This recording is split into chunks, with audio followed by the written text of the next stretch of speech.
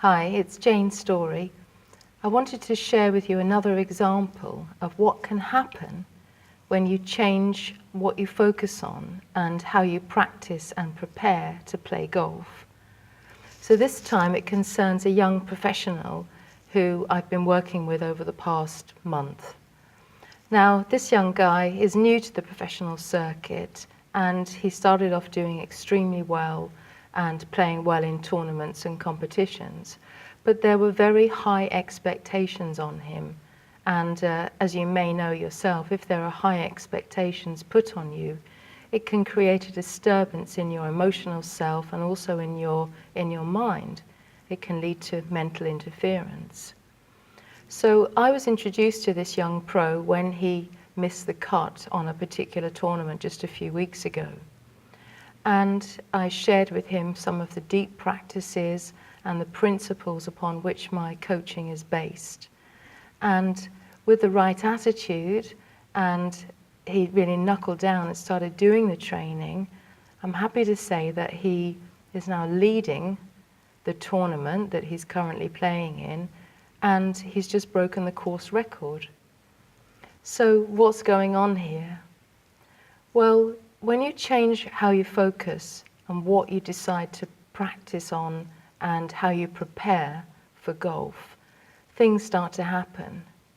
Filling your head with psychological and mental game tips and tricks, for my way of thinking, that just increases your mental interference.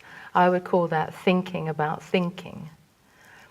And when you start tinkering about with your swing and trying to learn ever more about the techniques and the mechanics of the positions of the golf club, I call that thinking about moving. And neither of those two things are going to help you swing with fluidity, and they're not going to enhance the effortlessness of your golf shot. So the deep practices come from ancient Eastern wisdom. I'm talking about simple things like mindfulness, paying attention to your breathing, being relaxed. And please don't make the mistake of thinking, oh, I know all that stuff, I've heard all that before. You know, I've read books about Zen masters who've practiced awareness of breathing all their life, 50, 60 years. And they still have to be mindful, and they still have to knuckle down and do their practice every day. It's the easiest thing in the world to think, oh yeah, I can do that. But believe me, it's incredibly difficult to really, make the commitment and find that time, 15 minutes every day to practice. No app, no phone, no music in the background, nothing, just you and your breathing. So anyway, this young pro obviously had he had the right ideas, he had the right attitude, and he knuckled down and he did his 15 minutes practice every day. Nothing really happened for the first couple of weeks, but he maintained his focus on the process. And then I get a message to say that he's broken the course record where he is, and he's leading the tournament. So let me share again the formula for being in the zone or the flow state. Skill plus passion minus mental interference.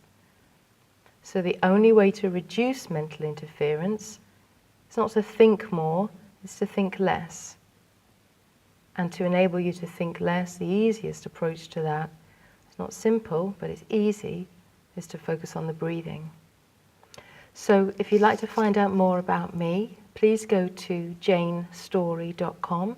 That's Jayne with a Y and Storey with an EY.